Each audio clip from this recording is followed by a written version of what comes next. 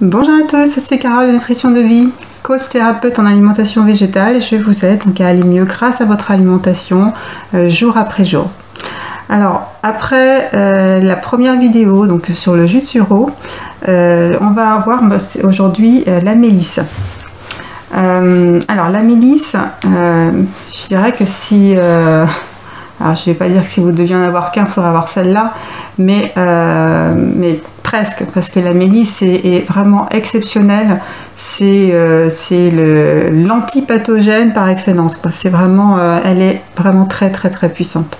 Donc en fait, voilà, c'est vraiment, on va dire, l'arme la plus puissante pour tout ce qui est pathogène, c'est-à-dire le Epstein-Barr, Streptocoque. Alors ce sont vraiment les deux, que ce soit donc le virus Epstein-Barr ou la bactérie Streptocoque, c'est ceux que l'on a le plus fréquemment dans notre corps.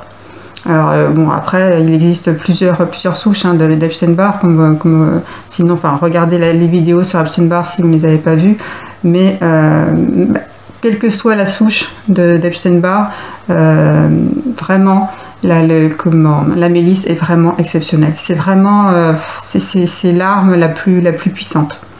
Donc et vraiment que ce soit viral ou bactérien. Donc en fait elle va tuer les virus et les bactéries et autres micro-organismes pathogènes de la thyroïde, du foie et de la rate. Donc voilà, c'est tout le corps, mais plus précisément ces organes. Donc grâce en fait tout simplement à ces alcaloïdes et autres substances phytochimiques clés qui vont en fait aider à renforcer les lymphocytes pour que le système immunitaire puisse vraiment combattre ces pathogènes, que ce soit Epstein-Barr ou Streptocoque. Donc voilà, c'est vraiment ces alcaloïdes et c'est vraiment tout, et ces substances vraiment phytochimiques qui sont vraiment là pour renforcer le système immunitaire et vraiment combattre donc les pathogènes. Alors un autre trait intéressant de la mélisse, c'est qu'elle va également freiner la croissance des nodules dans la thyroïde. Donc voilà, c'est pour les personnes qui souffrent de problèmes de thyroïde, c'est vraiment intéressant à savoir.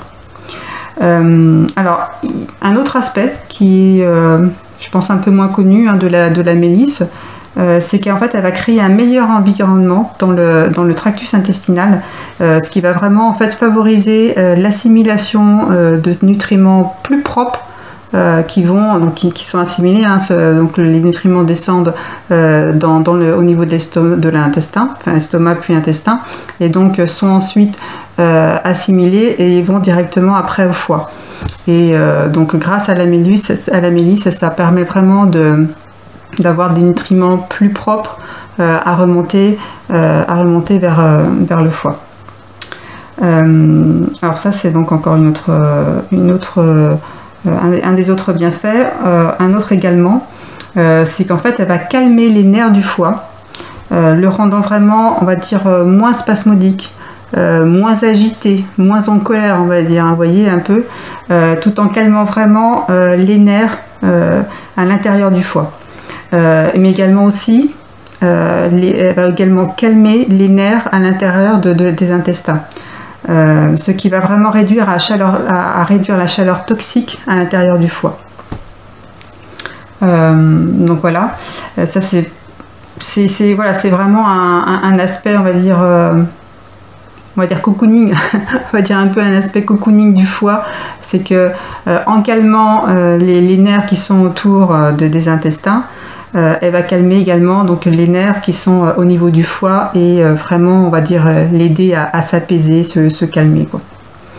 Voilà. Et alors un des derniers aspects donc, que nous enseigne Medical Medium, c'est que la mélisse va également soutenir les glandes surrénales. C'est pas le bienfait dans lequel elle excelle le plus. Il y a d'autres suppléments pour les glandes surrénales, mais malgré tout, elle a également un rôle assez par rapport aux glandes surrénales. En tout cas, un rôle de soutien.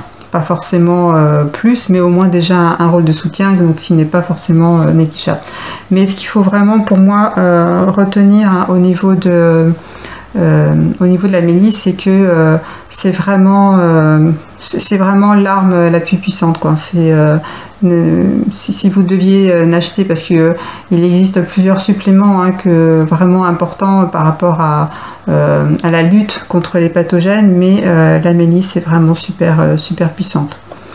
Donc comment la prendre? Vous l'avez sous forme de teinture mère. Alors attention à bien prendre des teintures mères sans alcool, parce que sinon si vous prenez avec alcool, vous allez faire souffrir entre guillemets votre foie, ce qui n'est pas le but, justement, c'est de l'aider. Donc attention à bien prendre des teintures mères de mélisse sans alcool. Donc c'est plus concentré, on va dire, en mélisse, mais sinon vous avez tout simplement les feuilles de mélisse en tisane qui sont excellentes. Vous prenez 2 cuillères à soupe de feuilles de mélisse que vous mettez dans de l'eau très chaude. Vous laissez au moins un quart d'heure, 10 minutes, un quart d'heure à bien infuser, et vous prenez plusieurs tasses comme ça dans la journée. C'est très efficace. Vraiment très efficace, et bon, ça a un coût bien moindre par rapport à la teinture mère de mélisse. Vous pouvez, d'ailleurs, il y a des sites, alors vous pouvez en trouver des feuilles de mélisse dans le commerce, ou par petits sachets ou en vrac, et vous avez même des sites où vous pouvez les acheter par kilo, donc ça devient beaucoup plus intéressant au niveau prix, et ça vous fait longtemps, quoi. Donc voilà, c'est aussi vraiment la mélisse est un super vraiment antipathogène, quoi, vraiment. Donc voilà, n'hésitez pas, quand vous aurez justement, si vous sentez que ça va pas, que vous tombez malade, que vous avez une infection quelle qu'elle soit, eh bien n'hésitez pas à prendre vraiment de la mélisse dans la journée. Elle sera vraiment un super allié, quoi. Voilà, donc j'espère que cette petite vidéo vous aura appris quelque chose, ou peut-être pour les personnes qui connaissaient la mélisse, peut-être recadrer certaines choses. En tout cas, moi je vous envoie plein d'amour, plein de lumière. Je vous dis donc à la prochaine vidéo, et puis donc à très vite. Gros bisous à tous.